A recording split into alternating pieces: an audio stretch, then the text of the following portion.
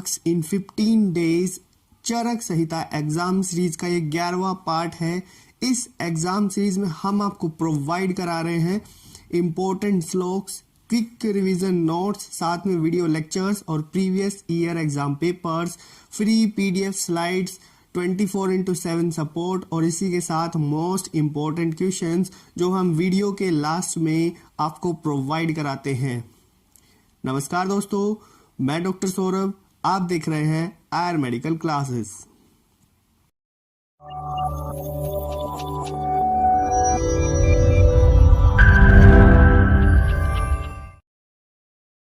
Previous video में हमने 29 chapters complete कर लिए थे, लेकिन 27वां अध्याय 27 अध्याय अन्नपान विधि अध्याय को हमने ड्रॉप किया था। इसका हमारा मेन रीजन ये था क्योंकि ये प्रैक्टिकल पर्पस से काफी इम्पोर्टेंट अध्याय हो जाता है। तो चलिए इसको स्टार्ट करते हैं। तो इस अध्याय के अंदर हम आहार वर्ग के बारे में पढ़ेंगे। आहार मतलब कि फूड जो हम इनटेक करते हैं, और वर्ग से मतलब होता है वो ग्रुप। ठीक, तो आहार का ग्रुप, ठीक, तो 12 ग्रुप यहाँ पे बता दिए गए हैं। कितने? 12 ग्रुप यहाँ पे आहार वर्ग यहाँ पे बता दिए गए हैं। तो सबसे पहला जो यहाँ पे वर्ग होता है वो है सूक्ष्म धान्य। दूसरा जो वर्ग यहाँ पे है वो है समी धान्य। तीसरा मांस वर्ग, शाक वर्ग, फल वर्ग, हरित वर्ग, मध्य वर्ग, जल वर्ग, दुग्ध वर्ग, इक्षुकृतान और आहार उपयोगी वर्ग। तो ये जो है आपको सारे नाम आपको याद करने होंगे। तो सबसे पहले फटाफट से हम चलेंगे पहले यानी सूक्ष्म धान्य वर्ग के ऊपर। तो सूक्ष्म धान्य जो वर्ग होता है उसके अंदर सूखा अनाज आता है। क्या आता है? उसके अंदर सूखा अनाज आता है। इसके अंदर सूखा अनाज से क्या मतलब है? चावल और गेहूं या जो इस तरह की चीजें इसके अंदर आती हैं। ठीक है, तो सबसे पहले यहाँ पे देखते हैं रक्तसाली यानी लाल चावल, महासाली, कलम, शकुनार्थ, तृषण, दीर्घ शुक और दूसरे उत्तम जो साली होते हैं, ये सारे क्या है? चावल हैं। तो ये जो होते हैं इनमें रक्तसाली श्रेष्ठ होता है क्योंकि ये तृष्णा नाशक होता है और त्रिदोष का नाश करने वाला होता है। ठीक है, तो ये त्रिदोष का नाश करने वाला होता है। तो बेसिकली हमने इतना यहाँ पे देख लिया है। बाकी जब सूक्ष्म धान्य के हम बात करते हैं कि रस और वीर्य के बारे में, तो सूक्ष्म धान्य का जो रस होता है और वीर्य होता है, तो रस इसका मधुर रस वात कारक होता है, स्निग्ध होता है, पुष्टिकारक होता है, शुक्र मूत्र को वर्धन करने वाला और मल को थोड़ा उत्पन्न करने वाला और रोकने वाले होते हैं। किसकी बात हो रही है? चावल। तो चावल क्या होते हैं? मधुर होते हैं और साथ में वात कारक होते हैं, चिकने होते हैं, पुष्टिकारक होते हैं, शुक्र को बढ़ाने वाले और मूत्र को बढ़ाने वाले होते हैं। ये अगर कोई अतिसार का पेशेंट है तो उसको चावल हम सजेस्ट इसलिए करते हैं, चावल या खिचड़ी इसको सजेस्ट करते हैं बिकॉज ये क्या होता है? मल को थोड़ा उत्पन्न करेगा और साथ में रोक के भी रखेगा उस मल को। तो उससे क्या होगा? उस पेशेंट को काफी रिलैक्स मिलता है। नेक्स्ट आते हैं हम षष्टिक की ओर चलते हैं। तो षष्टिक को बोलते हैं हम साठी चावल। तो जो साठी चावल होते हैं वो बेसिकली ग्रीष्म ऋतु में पकने वाले होते हैं और शीत, लघु, मधुर और त्रिदोष नाशक होते हैं और शरीर को दृढ़ बनाते हैं। इसमें भी एक कैटेगरी आती है श्वेत साठी। ये क्या होते हैं? श्रेष्ठ होते हैं। और जो काली जाति के धान्य होते हैं वो हीन गुण वाले होते हैं। ये चीज आप याद रखेंगे। नेक्स्ट चलते हैं हम व्रीहि की ओर। तो व्रीहि जो होते हैं वो शरद ऋतु में पकने वाले होते हैं। मधुर रस, अम्ल विपाकी और पित्त कारक गुरु हैं ये। ठीक, भारी होते हैं। ये व्रीहि जो होता है वो भारी होता है और इसमें पाटल जाति का धान्य जो होता है वो मूत्रवर्धक होता है। कभी कभी जो वाइवो में पूछ लिया जाता है कि पाटल जाति का जो धान्य होता है वो त्रिदोष कारक होता है और मूत्रवर्धक भी होता है। तो बाकी हम बात करते हैं जो ये श्यामाक है और कोरदूस है। तो श्यामाक किसको बोलते हैं? सावक के जो चावल होते हैं जो व्रत वगैरह में यूज किए जाते हैं। तो ये जो चावल हैं ये कषाय मधुर रस वाले होते हैं। हल्के होते हैं क्योंकि वर्त में इसलिए यूज किए जाते हैं, वायु कारक भी होते हैं और कफ पित्त का नाश करने वाले और शीत वीर्य होते हैं और साथ में शोषक होते हैं। ठीक है, अब हम बात करेंगे जौ की। तो जौ के ऊपर चलते हैं। तो जौ की बात करते हैं तो जौ जो होता है वो वृक्ष होता है। बेसिकली वो वृक्ष होगा, शीत होगा, गुरु होगा, मधुर रस वाला होगा, वायु मल कारक होगा और शरीर को स्थिर करने वाला, बल कारक, कफजन्य विकार का नाश करने वाला और कषाय रस भी इसमें होता है। तो मधुर कषाय रस भी इसमें होता है। अब गोधूम के ऊपर जब हम चलते हैं तो गोधूम बेसिकली क्या है, तो गोधूम होता है गेहूं। तो गेहूं के गुण इसमें कुछ बताए गए हैं कि वो वात को हरने वाला होता है, उसमें भी मधुर रस होता है, वो भी ठंडा होता है, वो जीवनीय होता है, ब्रंगनीय भी होता है, वृष्य होता है, स्निग्ध चिकना होता है, गुरु होता है। तो वृष्य जो शुक्र का वर्धन करते हैं और बेसिकली ब्रंगनीय जो शरीर को हष्टपुष्ट बनाते हैं। ठीक, अब चलते हैं दूसरे वर्ग पे। तो दूसरा जो वर्ग होता है वो समी धान्य का होता है। बेसिकली आप इनको, थोड़ा बोरिंग आपको जरूर लगेगा, लेकिन आप डेली यूज में जिन चीजों को खाते हैं उनके बारे में आप पढ़ रहे हैं, ये सोच के आप चलिए। क्योंकि यहाँ पे देखिए समी धान्य के अंदर जितनी भी दालें हैं वो सारी आ जाती हैं। तो समी धान्य में सबसे पहले मुदग की बात करेंगे, मूंग की बात करेंगे। तो मूंग यानी ग्रीन ग्राम से कह सकते हैं इंग्लिश में, ये श्रेष्ठ होता है। बाकी इसके अंदर कषाय मधुर रस होता है, रुक्ष होता है, ये वाली जो दाल होती है मूंग की, ठंडी होती है और कटु विपाक इसका होता है, लघु होगी, हल्की होगी, पच जाएगी इजिली, विषद कफ पित्त घन यानी कफ पित्त का नाश करने वाली और सूप बनाने के लिए ये उत्तम होती है। तो ये चीज आपने पढ़ी। अब आते हैं हम उड़द की दाल। तो जो बेसिकली उड़द की दाल होती है, मांस जिसको बोलते हैं, ये वृष्य होती है। क्या होती है? ये वृष्य होती है और परम वातहर होती है। तो वात को हरने वाली है और स्निग्ध है, उष्ण है, मधुर है, भारी है, गुरु है और बल्य होती है। ठीक, और बहु मलकर यानी काफी मल, जब हम इसे खा लेते हैं तो काफी संख्या में मल को ये निकालती है। ठीक है, मल को प्रोड्यूस करती है। ठीक है, अब बात करेंगे हम नेक्स्ट जो हमारी दाल है वो है कुलथ की। तो कुलथ की जब मैं बात कर रहा हूं तो कुलथ ये उष्ण होता है, गर्म होता है, कुलथ बोलते हैं। जो पथरी को, असमरी का नाश करते हैं उसको कुलथ बोलते हैं। और कषाय रस इसमें होता है, गर्म होते हैं ये, अम्ल विपाक होता है, कफ शुक्र और वातहर होते हैं और ग्राही होते हैं, काश हिक्का श्वास अर्शमिन में सब में हितकारी होते हैं। ये जो कुलथ की दाल होती है। नेक्स्ट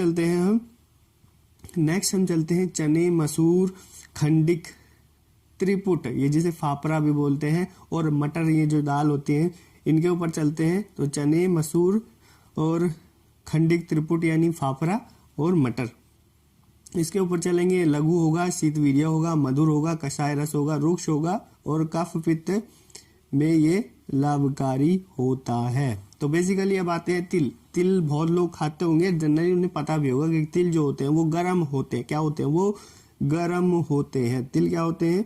गर्म होते हैं। तो गर्म होने के साथ ही वो स्निग्ध भी होते हैं, मधुर भी होते हैं, तिक्त, कषाय, कटु, त्वचा यानी त्वचा के लिए हितकारी होते हैं, बालों के लिए अच्छे होते हैं, बल्य होते हैं, बल देने वाले होते हैं, वात का नाश करके कफ पित्त को बढ़ाते हैं। ठीक है, अब आते हैं हम मांस वर्ग पे। तो मांस वर्ग में बेसिकली आप देखेंगे, सबसे पहले हम बात करते हैं मोस्ट इंपोर्टेंट क्वेश्चंस की कि मांस की योनियां होती है 8। ठीक है, यानी सोर्सेज ऑफ मीट। तो 8 होते हैं। पहला होता है प्रसह। ठीक, प्रसह जो होता है ऐसे प्राणी जो दूसरों से छीनकर खाने वाले होते हैं, जैसे चीता, भेड़िया, कुत्ता, बाज इत्यादि, ये सब क्या हो गए? वो प्रसह में आते हैं। इनका मांस होगा। एक योनि यहाँ से हम ले सकते। दूसरा भूष्य होता है, जो बिल में रहने वाले होते हैं वो भूष्य हो जाएंगे। ठीक है, अब चलते हैं हम तीसरा होता है अनूप। और अनूप में जो जल प्रधान देश में रहने वाले होते हैं वो होते हैं अनूप। फिर आते हैं जलचर जो जल में रहने वाले या जल में विचरण करने वाले होते हैं वो जलचर होते हैं। नेक्स्ट जो होते हैं हमारे के जलज क्या होते हैं? तो जलज बेसिकली जो जल से उत्पन्न होते हैं, जल में या जल में जन्म लेने वाले होते हैं। बेसिकली वो होते हैं जांगल की जब बात कर रहे हैं, जो भूमि पे रहने वाला वो जांगल होगा। और विसिकर जो होता है वो बिखेर कर खाते हैं ना, जो जीव जंतु बिखेर के खाते हैं वो विसिकर होते हैं। विसिकर तो जो बिखेर के खाते, जैसे बटेर हुआ, बगुला हुआ। और अब आते हैं 8 पे, तो 8 होता है प्रतुद। तो प्रतुद जो होता है जो चोंच या फिर पंजे मार के खाते हैं उनको बोलते हैं हम प्रतुद। ठीक है, अब चलते तो ये आपने देखा कि 8 यहाँ पे बेसिकली सोर्सेस थे मीट के प्रोडक्शन के। अब आते हैं हम अजा मांस के ओर। तो मांस वर्ग में अजा का जो मांस होता है वो ना तो नाती शीत, ना ज्यादा शीत, ना ज्यादा गुरु, स्निग्ध होता है, पुष्टिकारक होता है, कफ को ना उत्पन्न करने वाला होता है। बेसिकली बात करते हैं कुकुट मांस मुर्गे का जो होता है, तो स्निग्ध होता है, उष्ण होता है, वृष्य होता है, भ्रंगण होता है, बल्य, परम वातहर होता है और स्वेदन भी ये जनरेट करता है बॉडी के अंदर। बात करते हैं आयुर्वेद में गोमांस का, इस चैप्टर में जिक्र आया है। बेसिकली मैं आपको बता देता हूँ कि मांस का सेवन आयुर्वेद में तभी बताया गया है जब क्या होता है, कोई इमरजेंसी कंडीशन हो, तब हम देखते हैं कि कोई जो तत्काल में पशु पक्षी मरा हो तो उसके मांस का हम वहां पे सेवन कर सकते हैं। बट ये तब है, किसी को मार के खाने का यहाँ पे निर्देश नहीं है। अगर कोई मरा हो तो उसका हम तत्काल में मरा हो तो उसका हम इमरजेंसी कंडीशन में, जब कुछ नहीं होता तब हम वहां पे उसका ले सकते हैं। ठीक है, तो यहाँ पे गोमांस का भी वर्णन है, तो उसमें बताया है केवल वात रोग में ही ये उपयोगी है।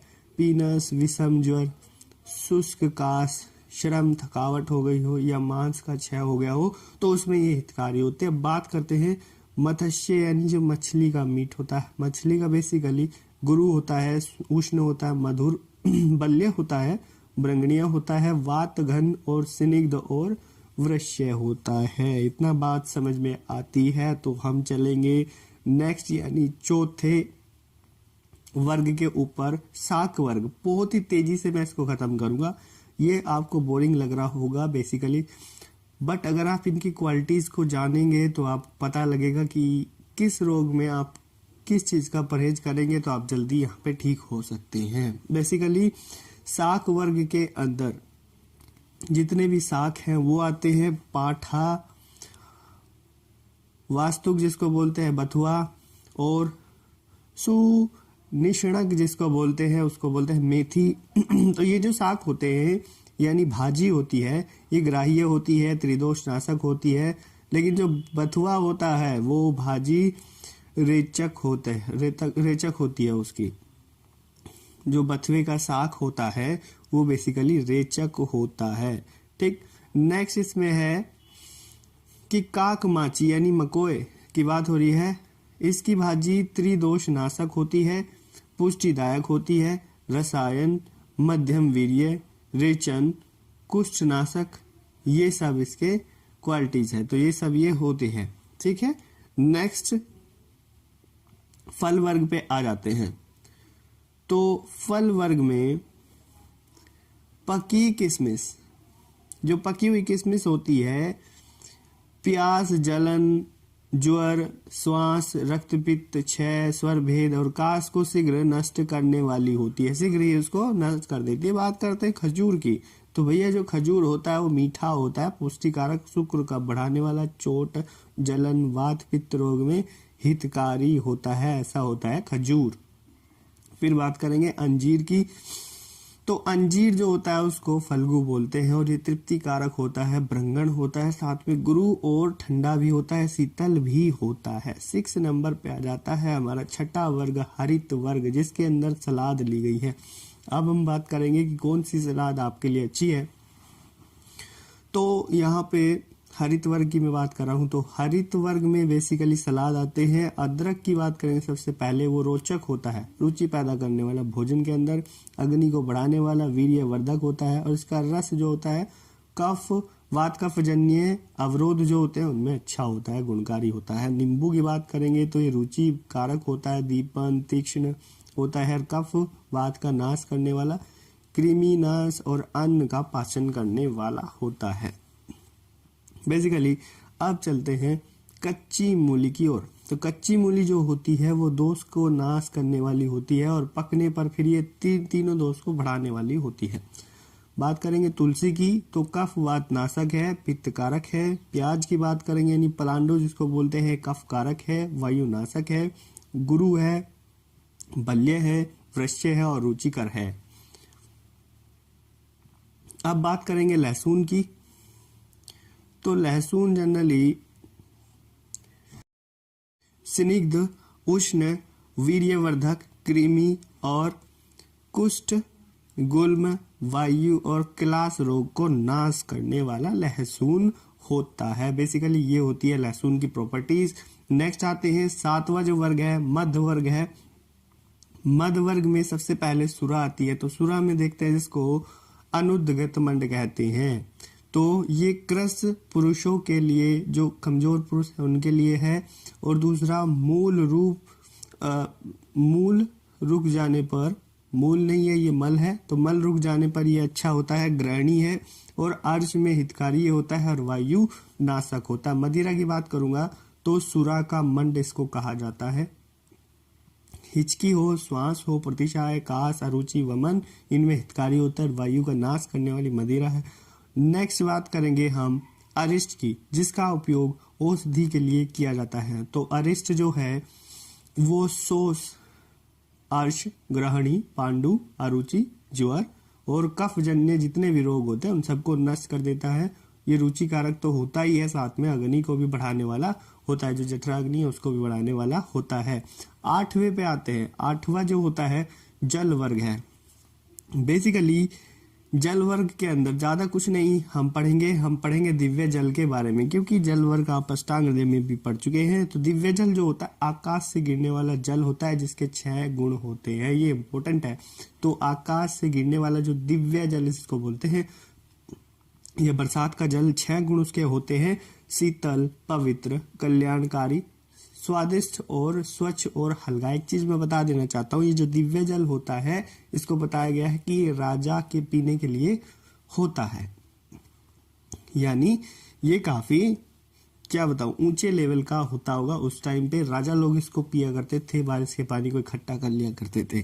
ठीक, अब बात करते हैं कि उत्तम जल कौन सा होता है। उत्तम जल कषाय, मधुर, सूक्ष्म, विशद और लघु, ये इसके गुण होते हैं उत्तम जल के। नेक्स्ट आते हैं दुग्ध का वर्ग। तो दूध वर्ग भी आप बेसिकली पढ़ चुके हैं पहले।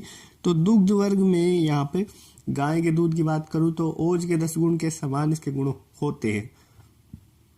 अब स्त्री दूध की बात करेंगे, वो जीवनीय होता है, ब्रंगणीय, स्नेहन और रक्त पित्त में नश्य के रूप में देते हैं और अक्सीसूल में तर्पण के रूप में देते हैं, तो ये हितकारी होता है।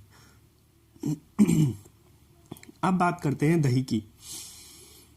तो जब मैं दही की बात कर रहा हूं तो इसको थोड़ा सा ऊपर ले लेते हैं हम। तो दही की जब मैं बात कर रहा हूं तो दही रोचक होती है, दीपन कार्य करती है, वृश्य भी होती है, शुक्रवर्धक होते हैं, स्नेहन, बल्य, अम्ल विपाक, उष्ण, वात घन, पीनस रोग या फिर अतिसार रोग या शीत ज्वर या विषम ज्वर, अरुचि या मूत्र क्रच, मूत्र में क्या होगा क्रच होगा, यानी क्रच से मतलब क्या कठिनाई होगी, तो उस टाइम पे भी क्या होगा दही हितकर होती है। नेक्स्ट चलते हैं, लेकिन इतना ध्यान रखेंगे कि दही उष्ण होती है, गर्म होती है। नेक्स्ट चलते हैं तक्र के ओर। तो जो तक्र होता है, ये तक्र होता है, तक्र ग्रहणी दोष, अर्श, उदर रोग और अरुचि, पांडु और गर्विश में हितकारी होता है। तक्र काफी उपयोग भी है और काफी बेनिफिशियल भी ये होता है। घृत की बात करूंगा तो बुद्धि को बढ़ाने वाला, अग्नि को बढ़ाने वाला, शुक्र, ओज, कफ, मेद वर्धक, ठीक है, और साथ में वात पित्त का नाश करता है और मधुर रस विपाक इसका भी मधुर होगा, उत्तम होगा और शीत होगा। तो ये जो गुण होते हैं वो घृत के होते हैं, जो कि बहुत ही क्या है स्पेशल है, क्योंकि इम्यूनिटी को बूस्ट करता है, आपकी ओज को बढ़ाता है। ठीक, जनरली अब चलते हैं हम 10वें वर्ग पे। तो 10वां जो वर्ग होता है वो होता है इक्षु वर्ग। इक्षु वर्ग की बात करें तो इक्षु मतलब गन्ना। तो गन्ने का जो रस होता है वो ठंडा होता है, रेचक को इग्नोर करेंगे, तो गन्ने का जो जल होता है वो ठंडा होता है, वो रेचक होता है, नहीं रेचन कार्य करता है, स्निग्ध होता है, पौष्टिक होता है, मधुर होता है और कफ कारक होता है। ठीक है, गुड़ की बात करूंगा तो रक्त, मेद, मांस, मज्जा ये सबको बढ़ाने वाला। अब यहाँ स्पेशल चीज मैं आपको बताने वाला हूँ। अगर आप यहाँ तक देख रहे हैं वीडियो को, भले ये बोरिंग हो लेकिन ये चैप्टर आपको ऐसे कोई भी कवर नहीं कराएगा। बेसिकली बहुत लोग इसको छोड़ देते हैं इसी चक्कर में, लेकिन ये आपके प्रैक्टिकल पॉइंट ऑफ व्यू से काफ़ी इम्पोर्टेंट है। बस आपको इसको देखना है, एक बारी बिहेव में लेना है। तो मधु की बात हुई है, शहद की बात हुई है। शहद, यहाँ पे एक नॉलेज स्पेशल सी यहाँ मिलेगी कि शहद की भी 4 जातियाँ होती है। पहली जाति जो माक्षिक है, माक्षिक यानी जो बड़ी मक्खियों से बना है, इसको श्रेष्ठ कहा गया है और ये तेल जैसा दिखने में होगा। दूसरा जो भ्रामर होता है वो पचने में थोड़ा गुरु होता है और भ्रामरों के द्वारा ये बनाया जाता है और ठीक श्वेत कलर का, सफेद रंग का शहद होता है। ठीक है, शोद्र की बात करूं, छोटी छोटी मक्खियों द्वारा ये बनाया जाता है और ये कपिल वर्ण का होता है।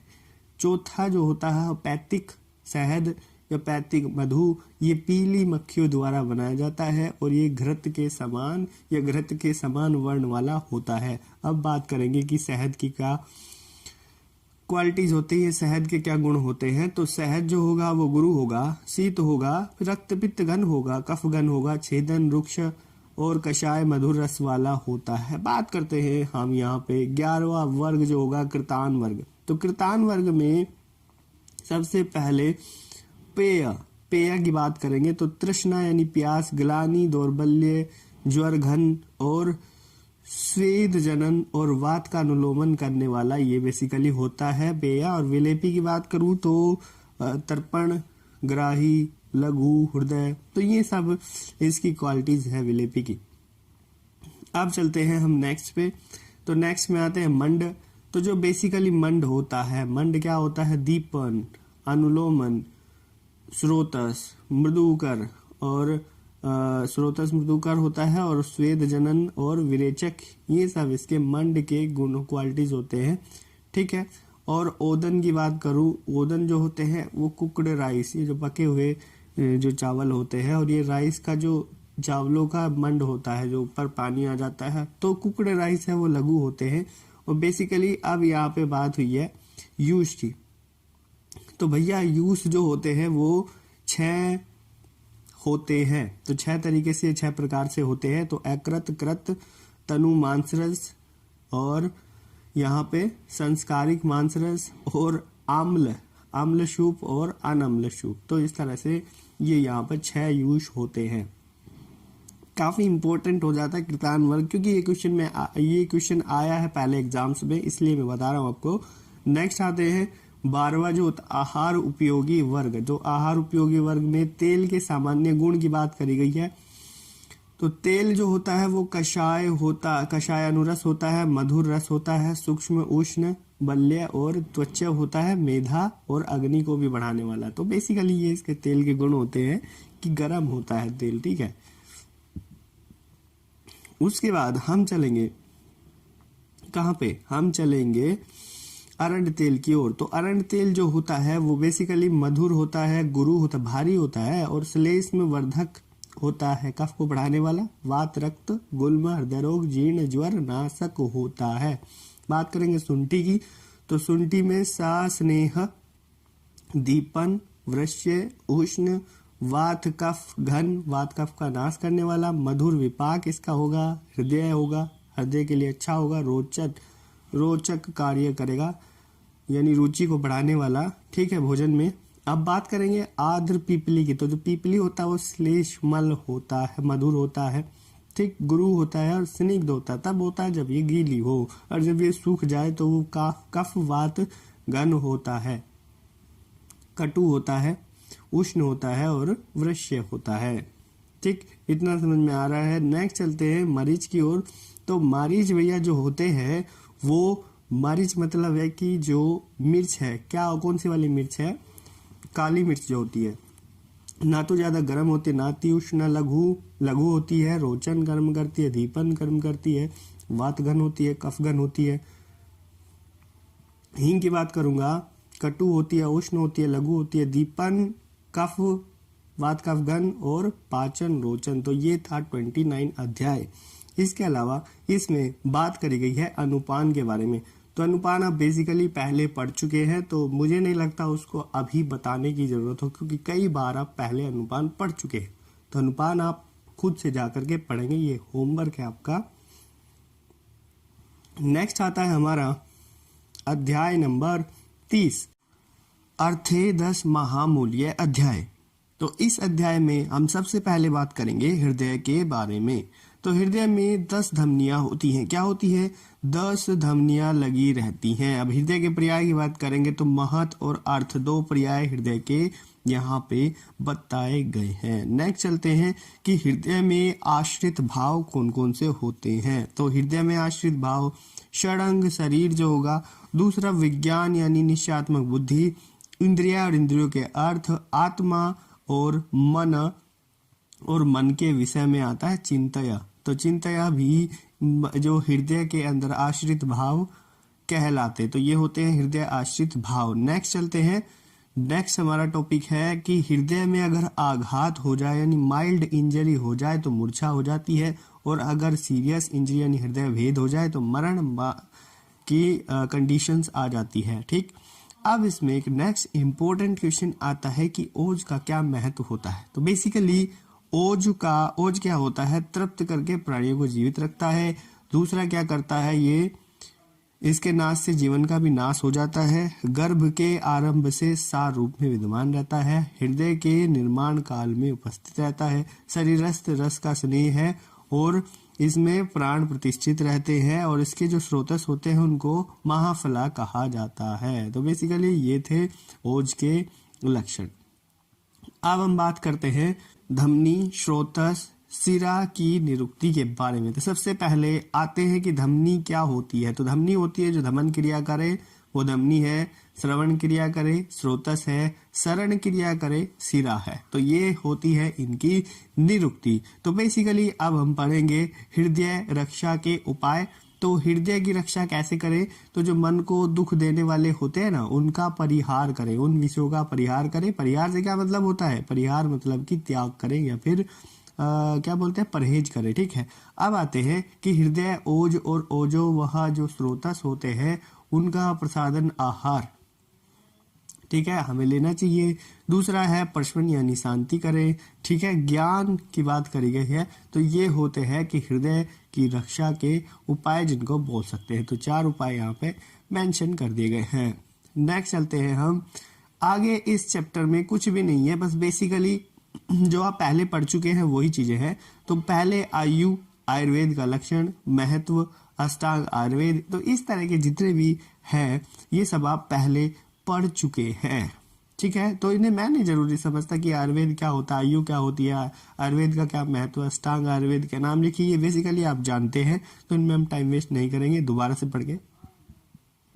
तो अभी हम चलते हैं आगे। तो आगे सबसे इंपॉर्टेंट क्वेश्चन वाला सेक्शन आता है यहाँ पे। तो इंपॉर्टेंट क्वेश्चन में अब हम बात करेंगे कि क्या क्या क्वेश्चन यहाँ पे आते हैं या आए हैं पहले। तो यहाँ पे एक क्वेश्चन आया है कृतान वर्ग का वर्णन कीजिए। तो कृतान वर्ग में हमने पढ़ा पेय, विलेपी, मंड, इस तरह से हमने यहाँ पे पढ़े थे, और बेसिकली हमने इनकी बात करी है अभी। इनके लक्षण, इनके जो क्वालिटीज होती है, गुण होते हैं, उनके बारे में आप लिखेंगे कृतान वर्ग में। ठीक है, अब चलते हैं नेक्स्ट। तो नेक्स्ट इसमें आता है हमारा कि अष्टमूत्र के नाम लिखिए, लिख देंगे आप। बेसिकली पहले पढ़ चुके हैं। अनुपान के गुण आप पहले पढ़ चुके हैं। हितायु के लक्षण, ये बहुत ही इजी सा क्वेश्चन है। मधु के गुण बताइए, और मधु के गुण भी आप पहले पढ़ चुके हैं, अभी हमने भी पढ़े हैं मधु के गुण। ठीक है, वहां से भी आप देख सकते हैं। मांस की योनियां, तो मांस की योनियों का वर्णन कीजिए। मांस की योनियां जो होती है वो लिखनी है, मांस की कितनी योनियां होती है। ठीक है, और आहार वर्ग क्या होता है, ये चीजें हमने अभी पढ़ी है। आहार वर्ग 12 होते हैं, और ये चीजें हमने अभी पढ़ी हैं पीछे। तो वहां से आप एक बार फिर से इस वीडियो को दोबारा से देख सकते हैं, अच्छे से चीजों को नोट कर सकते हैं। और ये जो पीडीएफ है आपको टेलीग्राम चैनल पे मिल जाएगी। अगर अभी तक आपने टेलीग्राम चैनल ज्वाइन नहीं किया है तो आप डिस्क्रिप्शन में लिंक है, वहां से जाके ज्वाइन कर सकते हैं। उम्मीद करता हूँ दोस्तों ये जो वीडियो है आपको काफ़ी अच्छी लगी होगी, और ये जो सीरीज है आप काफ़ी पसंद भी इस चीज़ को कर रहे हैं, मुझे ये काफ़ी अच्छा लग रहा है। मैं अभी आपके लिए द्रव्य गुण की एक सीरीज यहाँ पे तैयार कर रहा हूँ। बेसिकली ड्रग्स की एक सीरीज चल रही है हमारे चैनल पे, अगर अभी तक वो आप नहीं देखी है तो ऊपर जाके क्लिक करके वहाँ पे देख सकते हैं। वो ट्रिक्स से सारे ड्रग्स कवर किए गए हैं। बेसिकली बहुत ही छोटी छोटी सी ट्रिक्स से आप उन्हें याद कर सकते हैं। एक यूनिक कंसेप्ट मेरी तरफ से लाने की कोशिश हो रही है आपके लिए। बस आपका सपोर्ट चाहिए, तो वीडियो को लाइक करेंगे और शेयर करेंगे अपने दोस्तों के साथ। मैं मिलता हूँ आपसे नेक्स्ट वीडियो में, तब तक के लिए थैंक यू। जय आयुर्वेदा।